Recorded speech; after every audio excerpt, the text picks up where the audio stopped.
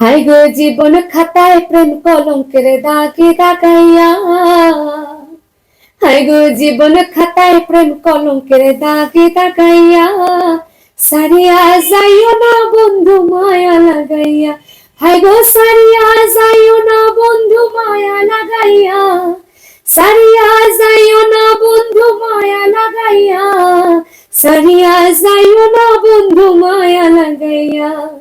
জীবন খাতায় প্রেম কলঙ্কের দাগে দাগাইয়া, সারিয়া যাইও না বন্ধু মায়া লাগাইয়া। গুণী মানুষ সম্বন্ধে আসলে হওয়ার মতো কিছু থাকে না। তারপরে যেহেতু আমার সিলেটের একজন মানুষ এবং আমি যার গান গাইয়া, যার গানে আমার এই বহির্বিশ্বে সবে চিনছিলাম, যার গানটা আসলে পাগল হাসানের প্রত্যেকটা গানই কিন্তু আমার আমার গলা খুব একটা মানে, তো আমি জানি না কেন। বেসিকলি একটা শিল্পী যখন তার মন থেকে কোনো গান গায়, এই গানগুলা কিন্তু সাড়া দেয়, এটা আমি মানি। তো পাগল হাসানের গানগুলা কিন্তু আমি এজ এ অডিয়েন্স হিসাবে আমার ভালো লাগতো। আমার ভালো লাগা থেকে আমি গাইতাম। আমার মানুষটারও ভালো লাগতো। এজ এ পাগল হাসানের যে পার্সোনালিটি আমার ভালো লাগতো, মানুষ হিসেবে ভালো লাগতো, গীতিকার হিসেবে ভালো লাগতো। আর মারা যাওয়াটা আসলে দুনিয়ার থেকে তো একদিন না একদিন সবু যাইতই, বা কেউ আগে কেউ পরে যাওয়া লাগতো।